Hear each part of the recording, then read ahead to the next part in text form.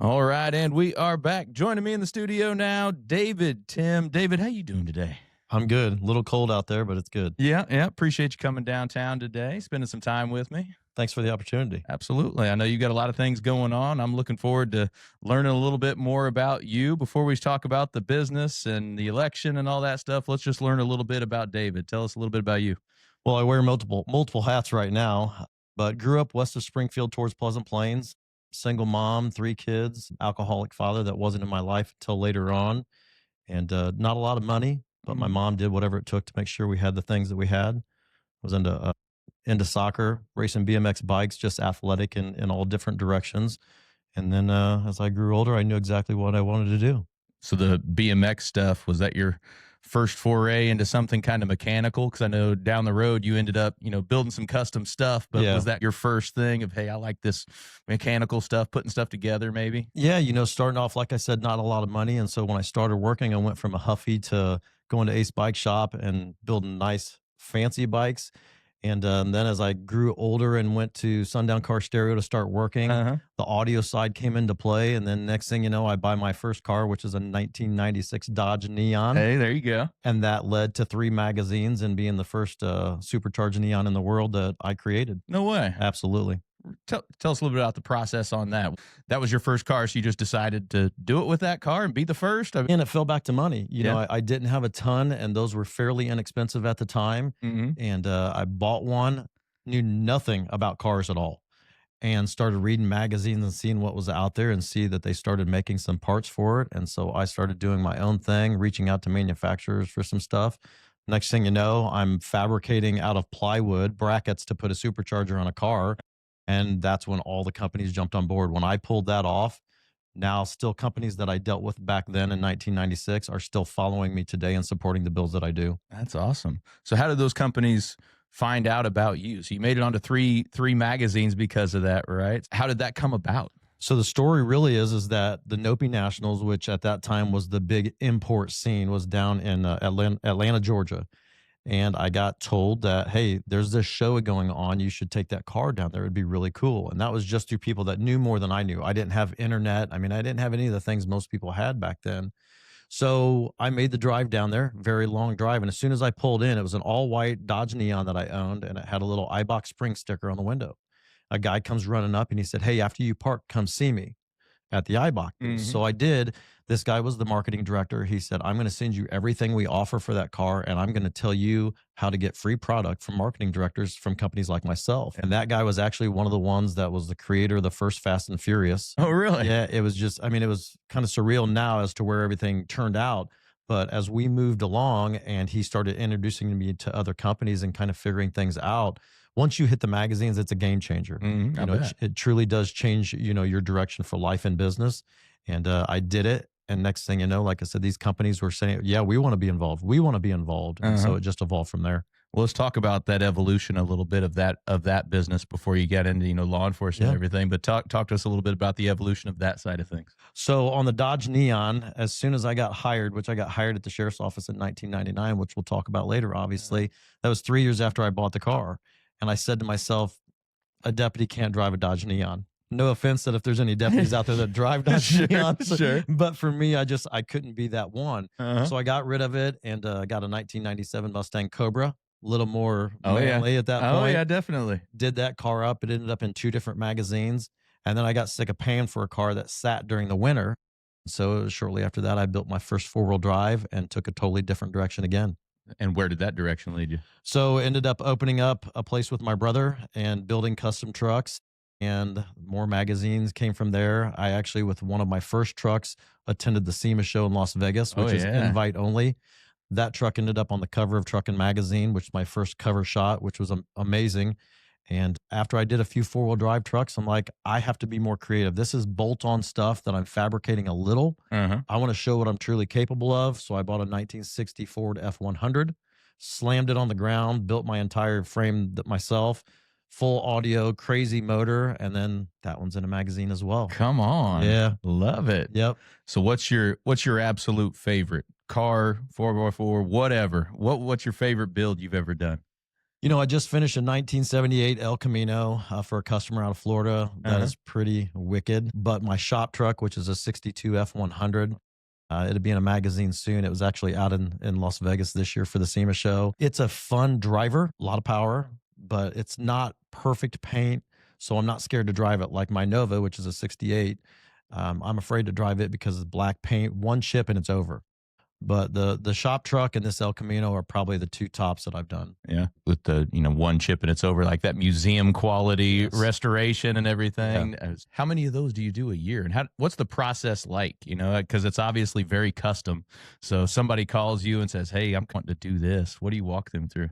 There's really no way to estimate what the total is going to be Right. because it's all custom. Yeah. And so if somebody came to me and said, "Hey, would you restore my 1969 Camaro?" I would say, "No, I don't build and do restorations. I build custom cars. I Uh-huh. take them apart and I put them back together how I want." And so that's a hard part. You just kind of give an estimate based upon the builds that you've done Yeah. before. So when I was a deputy full time, I was juggling both full time job, husband, dad, and then building cars. And so I didn't have as much going on. Now I'm retired. And so I take a year or two to build each one. The El Camino, surprisingly, I got done in 10 months. Uh-huh.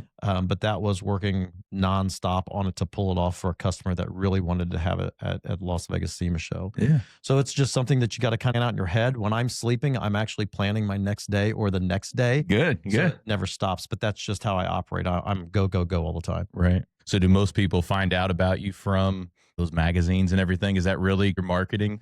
Yeah, you have, the magazine exposure is huge because it's worldwide. You have now social media, obviously with Instagram, Facebook. I have a lot of followers on Instagram just because of the crazy stuff that I build. Even this year, in the first 3 days of the SEMA show, which is 4 days total, I had 400 new followers just in those few days from the stickers on the back of the car that I Crazy. had. So that is obviously huge in all directions of life right now with social media. And then there's marketing companies out there as well, where people hire marketing companies to find people like me. And so this particular one, a marketing company was contacted by the customer and said, "Hey, I want to build this car." And he goes, "I know exactly the guy to build it." And so he came to me and he said, "Do what you would do."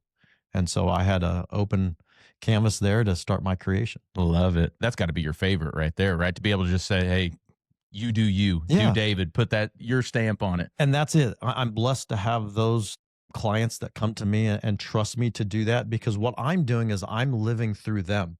I can't own all these cars myself, so it's great that they just say, "Hey, do what you would do." So to me, I'm building my car. The difference is that I don't have to pay for it and I don't have to worry about selling it to fund the next project. Right. It's theirs. And then that gets me more business as well. Or potentially from some of these customers, they said, "Hey, we're going to send you another car." Yeah, we got our next one Yep, coming to you. absolutely. No doubt about it.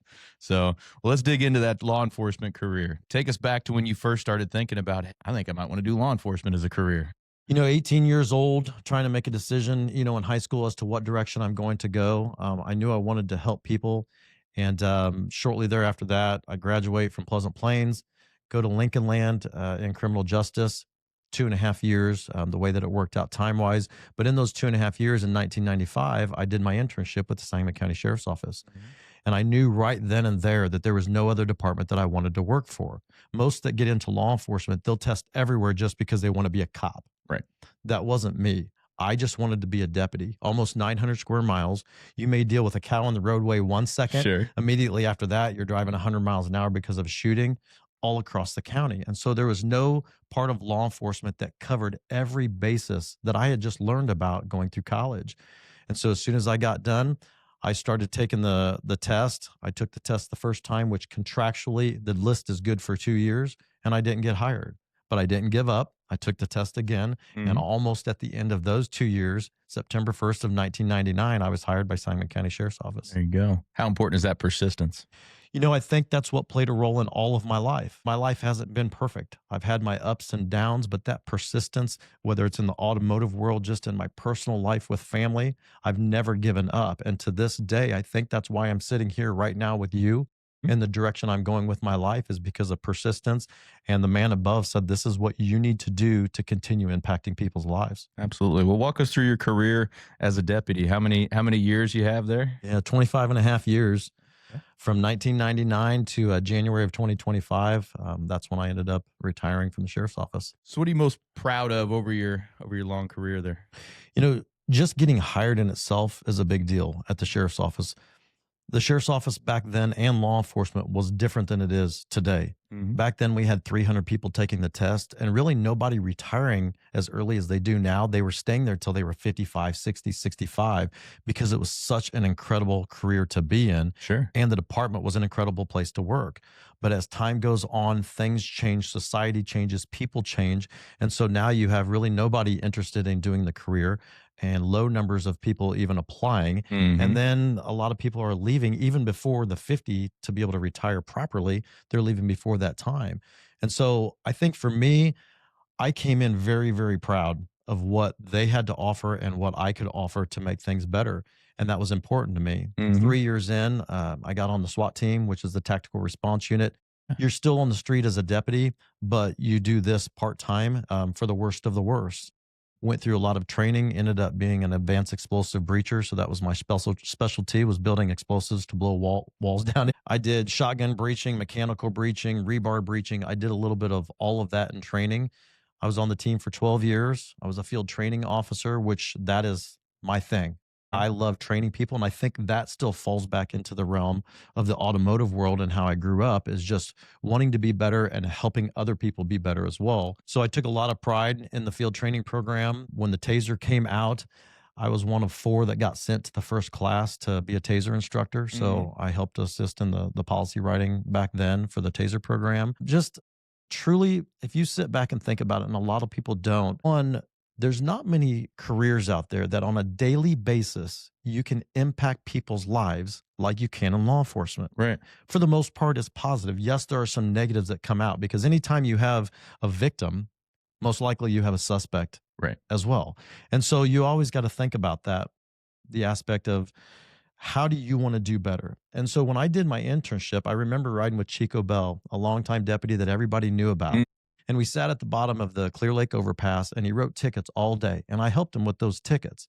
But what impressed me with Chico is that I knew that writing a ticket could ruin somebody's day, but I watched people laughing and shaking his hand as he handed them the ticket. Really? And so as I sit back in the squad car learning, I'm looking at him saying, this is amazing. But if he can do it, I can do it better. I've just got to get there to be able to do it. And so that's one of the things I took pride in when I got into the job is not passing judgment on anyone because I myself had lived life. I've been in trouble and went through the process. And so I wanted to make sure that anybody that I dealt with, that I tried to leave them thinking better of law enforcement at the end, even if I ruined their day. And sometimes with certain crimes, you ruin their life. Right. But it doesn't mean that when I drop them off at the jail that I can't shake their hand and say, hopefully next time we cross paths, it's for a different reason. So Mhm. those are the kind of things I took pride in. How did he get the people to laugh and shake his hand after a ticket? What was his secret? It's the ability to communicate and listen. And I think that's where everybody talks transparency right now. And I say this all the time in the conversations I have with people. All it is the ability to communicate and listen. And I think that would make a good sheriff as well, listening to people. And that's what he did, but also have a personality and a sense of humor. And I try to bring that into everything that I do with my one liners. I'm a human just like you. But a lot of people, when they see law enforcement, they see a cop, they Mhm. see a deputy, they see a trooper. And so I had a guy recently say to me, you know, he brought up law enforcement. I said, well, let me ask you this. When you see somebody in uniform doing the job, the career that I've done, what do you see? He said, well, I see a man or a woman that's willing to do anything to save my life. I said, that's a great answer. I've actually never heard that Yeah. from somebody in No, the I haven't either. conversations. I said, but did you see the husband? Did you see the wife? Did you see the father, the son? Did you see the doctor? Did you see the firefighter? Did you see the UFC fighter? Did you see the therapist? All these roles we play every single day, like Mhm. no other career out there. Yet we're expected to be 100% perfect in every single one of them for minimal money. We know getting into this job, you're not going to get rich, but we do know the amount of lives that you can impact and change and save is more important than anything, including money. Absolutely. Now you said the pressure of kind of being 100% correct every single time. Does that weigh on your mind over the years? Like you said, you are expected to be 100% perfect and correct Yeah. all of the time, probably more than many other professions out there. It does. It weighs in areas that most people never experience. The amount of trauma that we see, the things that we do from driving the speeds that we do to Mhm. expect to be perfect when you get out on calls for service. And I think that's where some people forget truly what we do. Until you come out and ride, you can watch On Patrol live and some of these shows out there and get a touch of it, but you don't feel that adrenaline rush that we feel. You don't feel the adrenaline dump. And I think that leads into the mental health side of things that needs Mhm. to be addressed. Everybody's talking about mental health, and it's important.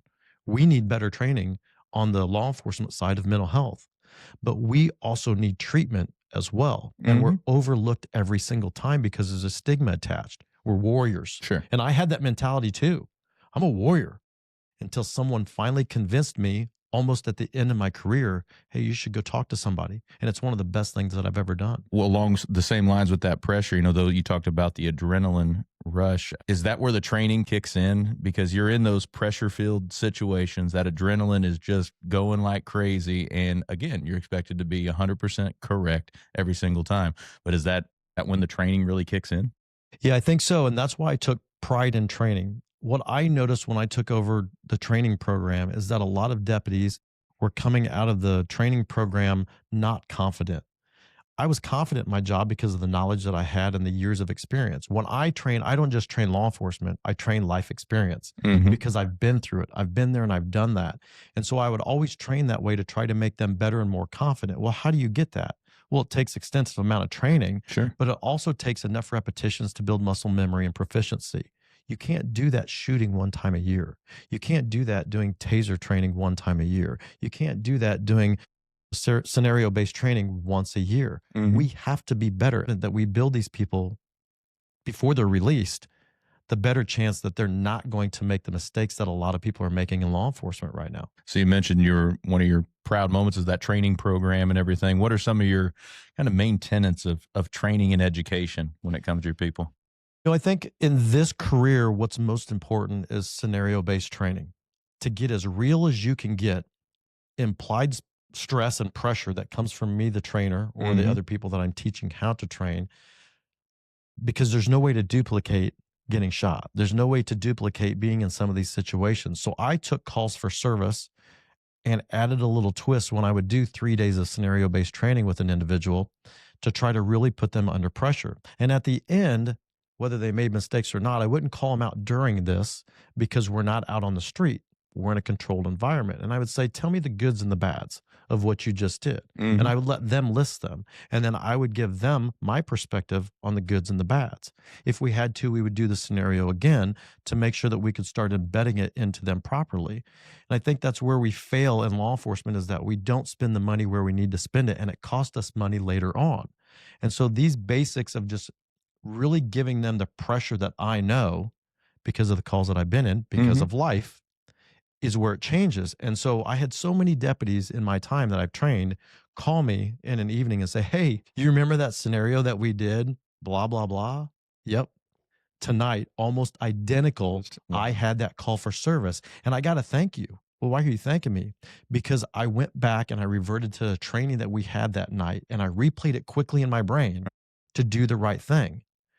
That gives me chills just talking about it right Bet. now because that's how you save lives, not just on law enforcement, but the civilians that we deal with every day. Hmm. That's what we're out there to do is save their life and protect them and give them the help that they need.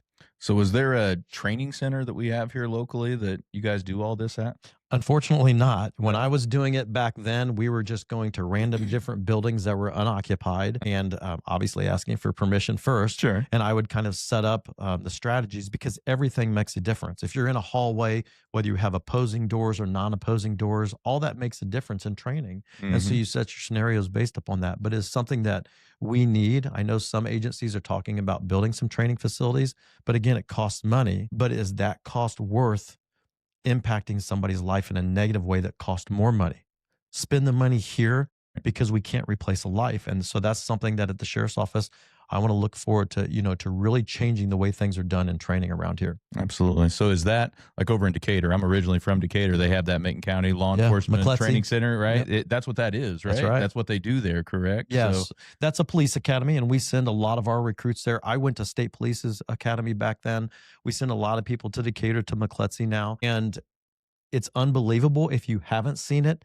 Mm, There is a mock city that's there to be able to use sim-based, scenario-based training where you're actually getting shot with these rounds that do hurt and leave bruises. I had sure. plenty of them in my time, but that's what we need is the ability to have that something local where I can share it with Springfield Police, I can share it with State Police, I can share it with all the small agencies, Leland Grove, Jerome, all the outer ones, Loamian, and these other departments, because working together and training together is what makes us all better.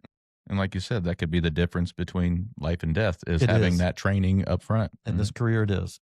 So you mentioned that there's not near as many people getting into the career as there used to be. You said when you started, there was like 300 people applying, and Yeah. now there's next to none. What does the application process look like to become a deputy?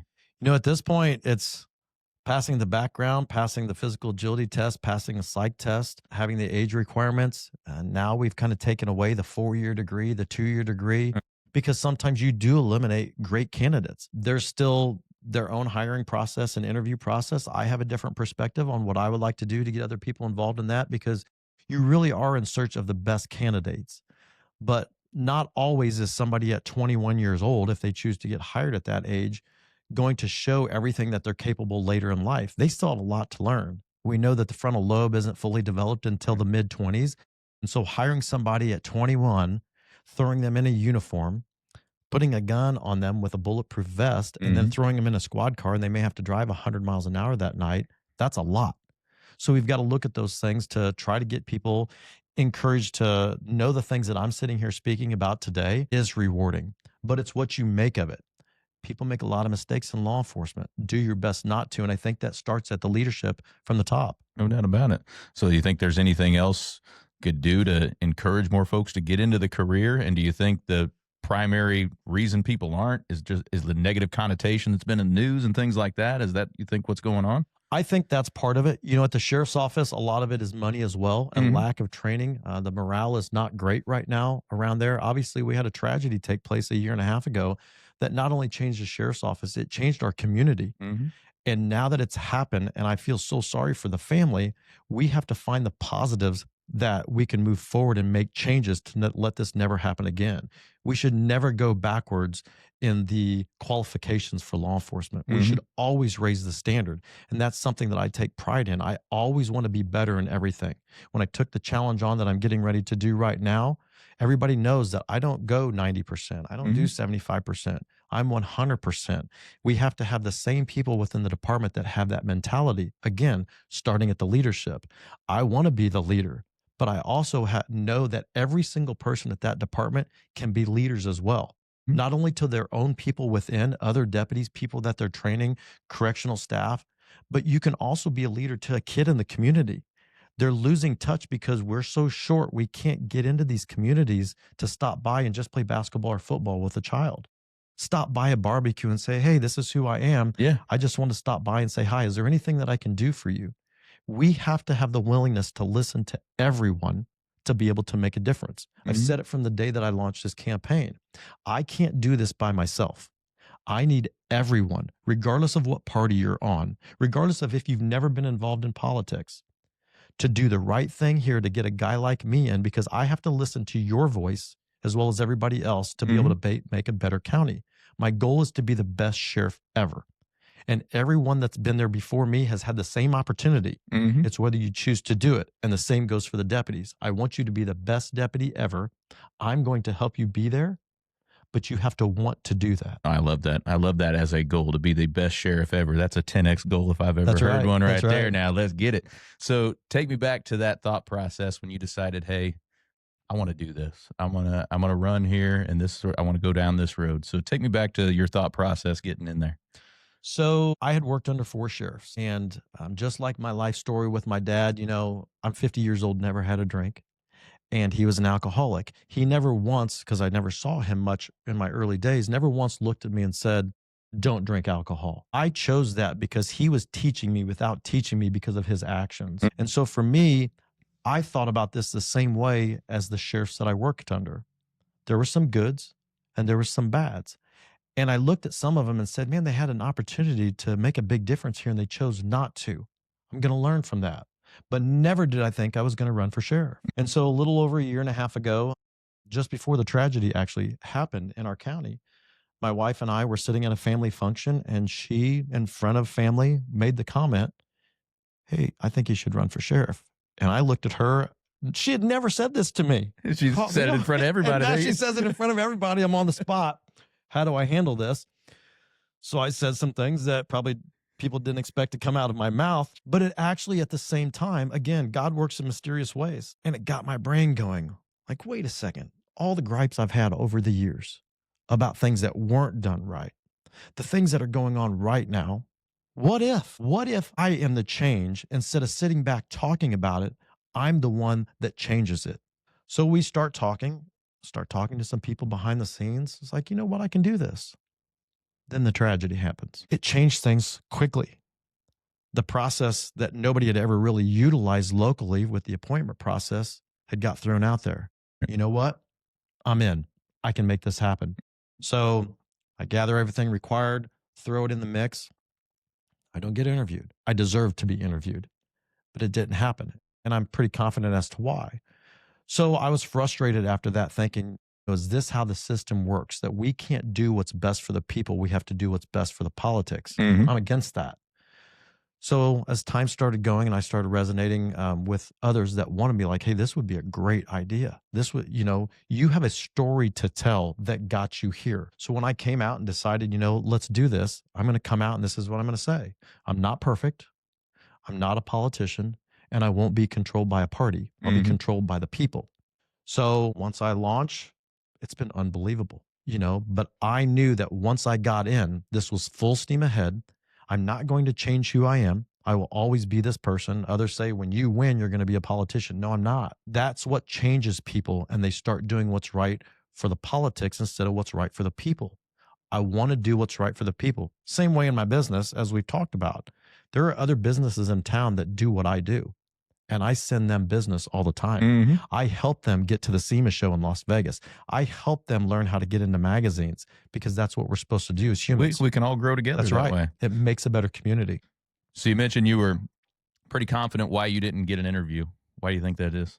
The politics, in the time that I spent at the 25 and a half years at the sheriff's office, I was a really good deputy and I impacted a lot of lives.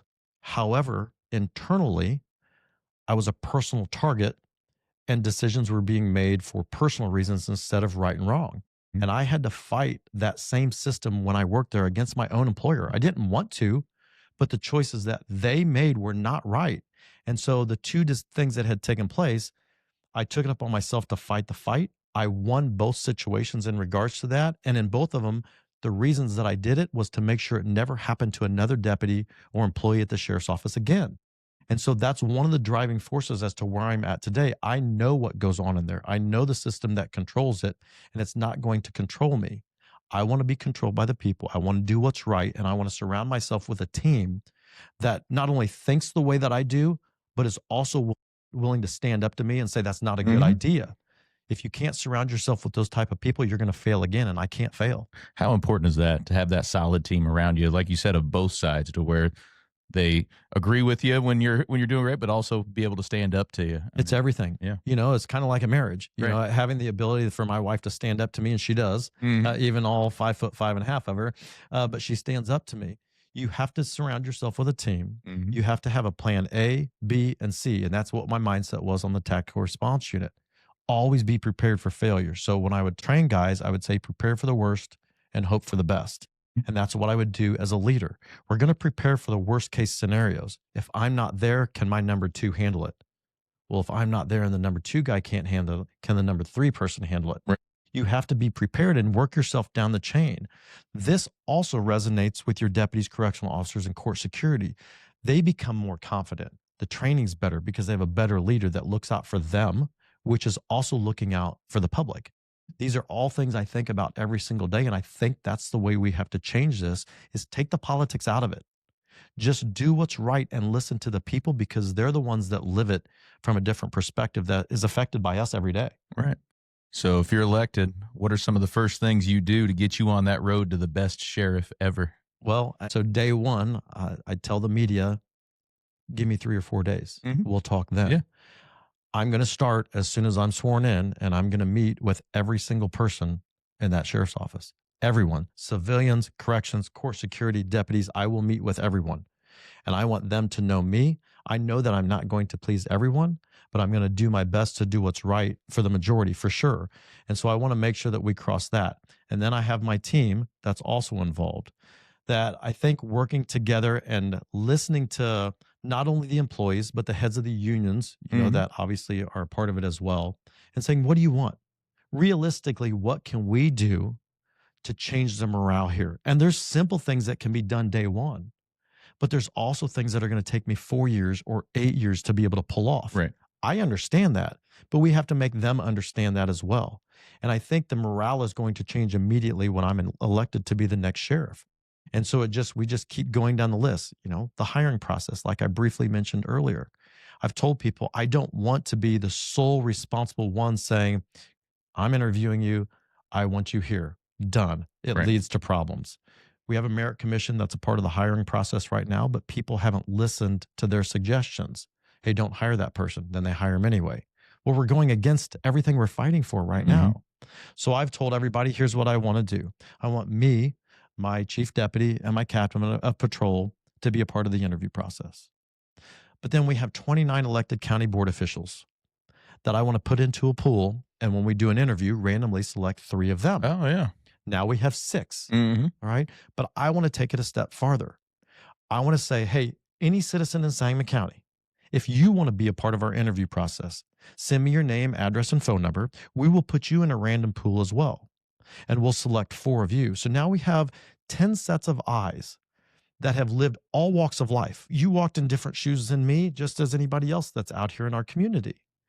And so there's going to be questions that I'm going to have that are law enforcement based, or because of an alcoholic father or some of the things that I've been through in Yeah. life. But there's others that didn't live law enforcement, that they're going to have a totally different perspective. And they may have some crazy questions that come out Sure. because you never know what you're going to get. But what better test for a new potential deputy or correctional officer or court security than to see how they respond to that? We all learn from first impressions, especially in law enforcement. And you also have to make split second decisions in law enforcement. When you get that question in front of 10 sets of eyes, how you react to that is key to me. Right. Has that ever been, I mean, is that common practice to have people from the community be on the interview team? I would imagine not. It's Right. not. I'm an outside the box thinker. Everything I've done, you can talk to guys that will laugh about the neon that I built, that I was taking cardboard and putting fiberglass over it to build a subwoofer box Right. in an Right. odd position. I'm still the same way. Outside the box thinking, because I'm not going to reinvent the wheel in law enforcement, but there are things that we can do that are different than the norm to make a difference. I want everyone involved. I can't stress that enough. And so, the start of the process for somebody's career, having everyone involved, including elected officials, the end result, can somebody still slip through the cracks? I'm sure they can. But at least we showed that we did everything we could to make that not happen. If you get through, then you're really good. You're really good at being bad. Right. So over your career, how do you feel like you've, positively impacted the folks in our community or positively impacted the community on the whole? And then if you were sheriff, how would you continue that or how would you grow on that? Well, I'll give you a quick example. My first fundraiser, I had over 300 people, and I had people in that crowd that I had arrested in the beginning of my career, and I arrested their kids at the end of my career. And then they're sitting in the crowd at my first fundraiser. Wow. That shows the type of impact, because I would stop and talk to everybody. As my wife phrased it one day when somebody was talking about me, she said, he's the only cop I know that would stop and talk to a homeless person for 45 minutes just because. I would go to calls with juveniles where most would be gone in 45 seconds. I'm there 45 minutes. But at least when I laid my head down at night, I knew that I did everything that I could. These are the kind of things that I did throughout my career, stopping by, shaking hands. It didn't make any difference if I had arrested them multiple times. I still stop by and talk to them if they're out in Mhm. the front yard. I've been out on people that I've ran their criminal history and I see homicide come up, which you shouldn't have to deal with in your career. Right. But the realistic way is that you did. And so people will look at me and say, I know you saw my criminal history. And I said, I don't care about your criminal history. It's about today. Could I be more tactical in the way that I stood? Yes, but do they need to see it? No. I told all the guys that I trained, all the guys and girls, treat everybody like they're your friend until they give you reason not to. And I lived by that every single day. There are fights that I've been in at work because I had to protect myself and to protect others, but I still shook their hand after I dropped them off to jail. And I think that's not instilled enough in these new people because a lot of these new kids, they haven't been in fights like when we grew up. It was different back then. Right. And so now it's a different day and age. We talked to people back then. That's how we found out about parties or Sure. meeting at the mall, Exactly. or going to Luca Pizza. We did that because we had to conversate. Now it's by phone, it's sending a text message. And so it's changing the way people are thinking. I had one guy that he's been a cop before he came to the sheriff's office. And then I was training him at the sheriff's office, and he didn't know north, south, east, and west because he used his phone Mhm. everywhere that he went. Those are the things that I can take from living life for 50 years, being a deputy for 25 and a half years. My wife's in law enforcement as well, Okay. over 20 years. And so these are the things that I can take and instill in every administrator and every deputy correctional officer in court security that gets hired.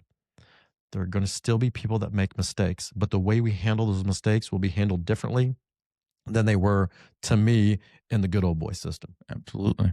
So let's pop over to the personal side. So what are some ways you elevate your life personally?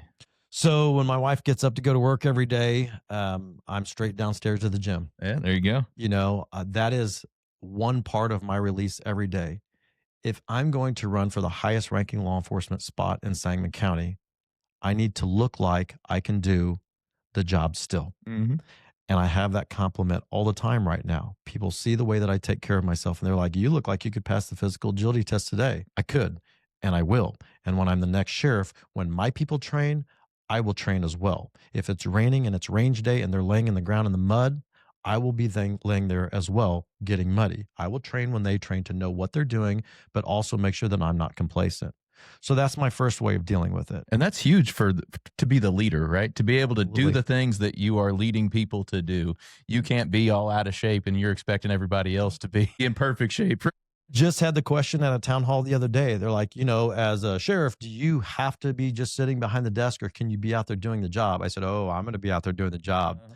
I'll be in a polo, 511 pants, my gun belt on. I will have a body camera. Unlike a lot of administrators, I will wear one because they have to wear one. And I'm going to have my other vest sitting next to my desk ready to roll. When I leave, then I'm going to leave with that vest. I've told people I don't need a squad car. I'll drive my big dually that I drive every day, and I don't need to park in the sheriff's spot. We'll make that employee of the month, and I'll park on the street and walk my butt up to the office every day. That's my mentality. But the change in morale when people see that you're willing to do what they do, and it's not just the deputy side, it's court security and corrections. You have to be a part of their lives. And so I'm going to basically be a part of that all the time, still working out, still doing the job and finding the time. The next thing is my shop. That's my therapy. I go out there and I crank up my music, whatever it is for the day that I choose to listen to, and I create really awesome cars. And that's important to me because I get to use that creative mind. And that's why I switched from bolting on lift kits to a truck to fabricating entire cars, is I could be creative and let my mind kind of expose what it's capable of doing. And it's worked out for me many, many years. I rely on my wife. I'm blessed because she's in law enforcement. And so when I came home from work or when she comes home now, we understand each other because most people can't. They can't understand the things that we see. But at the same time, it's even hard for them when you lay it all out there. They can't truly realize that what we just saw is like a movie, but it's real. But it's completely real. Yeah. That's important as well. And I'll be honest with you. I've never been a man of faith. I grew up without going to church Mhm. all the time. My daughter attends church. My wife was, she's a part of the Catholic side of things. But through this process, I say process because it's become more noticeable here in this campaign, but I'm sure through all of life, someone's playing a role in this. And that person has made it very known to me, especially in this campaign process, as to how things have just landed. I'm different than I used to be. And I think everybody, as they go through life, they will change. And I have changed as well. I'm not the same person that I was at 20 years old, but Mhm. that's because I grew from that. I handle things much more calmly now. And I think coming out of the uniform and dealing with the things that I dealt with in my career changed that. Also, counseling, like I said, it took me many, many years. I retired in 25 and I finally saw a counselor in 2020. for the first time.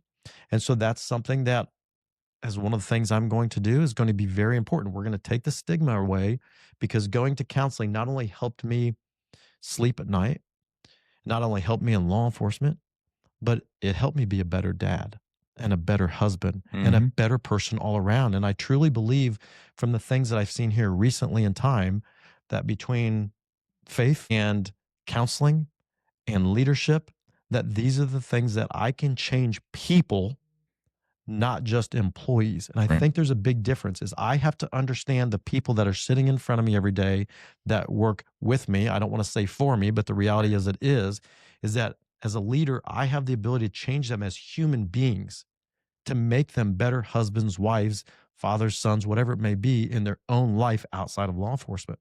And that's huge because I mean that's relationship building That's right. is what that is. You know, it's leading, but it's also relationship building. And you've mentioned morale a couple of times, and Yeah. it's amazing how much that plays a part in everything. Because if people's mindset is the right way, if everybody's pushing toward the same goal, some absolutely great things can happen. And it sounds like that's going to be one of your focuses is get that morale right. Yeah, when you have poor leadership, you have poor morale. And when you have poor morale, you have mental health issues. Mm. We can't have that in law enforcement. We have a mental health crisis on in society, but Right. no one's addressing it. I don't want to be the cause of somebody going down that direction. I don't want to be the cause of somebody turning to alcohol because the job stresses them out so much. I don't want to be the cause of somebody turning to drugs or having to be on some sort of medication to be able to do what we do every day. None of that's good. And so I want to lead by that example. And in this campaign process, I have people all the time like, man, when do you sleep? You've got to be stressed out. I'm not stressed. I smile like this every day, every function I go to, every text message I respond to, because I run my own campaign. Mm. Every messenger that I respond to, I'm smiling doing it. And it's not fake, because if I can't handle this right now, I do not need to sit at the seat that runs this county. You not only have to be the sheriff, you have to be the voice of the county, and you have to be the face of law enforcement. But I also truly believe that there is no politician more recognizable in a county than the sheriff. And the status that you and I and others grew up before us of what the sheriff or a deputy meant, I'm bringing back. When I drive around in my dually as sheriff of this county, people are going to proudly say, that's my sheriff. And that's what we need to get back, because that also changes society's look on law enforcement. And if I can change it here, then maybe we can change it throughout. And that's a Mhm. goal of mine. No doubt about it. No, you mentioned being busy and everything, and I get the same thing. A lot of doing a lot of different things, a lot. But it's when you have that purpose, when you have that main goal of what you're driving toward, when you have that more overall purpose of what you're trying to do with your life and what you're trying to do for your community, it doesn't feel like you're busy. No. It just feels like you're going towards your purpose. To me, I don't know if you feel the same way or I not, do, but and the way I describe it is, when we wake up at 5:30 in the morning, in a split second, it's 8:30 at night. Mhm. Yeah. And that's the unfortunate part about getting old and going through that.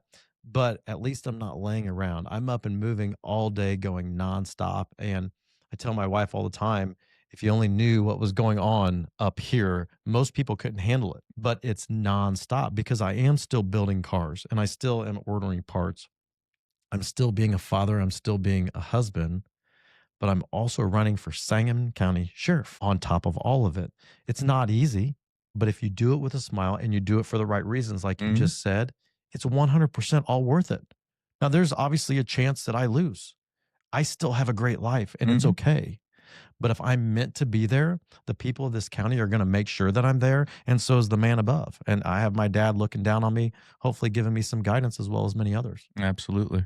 Well, David, we've had a lot of great stuff today. I Yeah. always like to close with these last couple of things. Let's give the audience a piece of advice, one on the personal side, one on the professional side to help them elevate their life or business. You know, just look at the people that you're surrounded by. They can make or break your life. I've had people in my life that had negative impacts, and it took me down a road that I wish I never would have went down, but it also to this day made me who I am. So surround yourself with good people.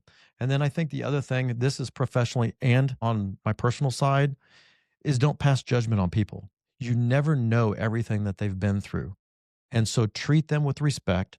And again, Most people, even my friends, don't know what I've been through in life, and now that they're learning about it, they look at me and say, "I know exactly why you are the way you are now."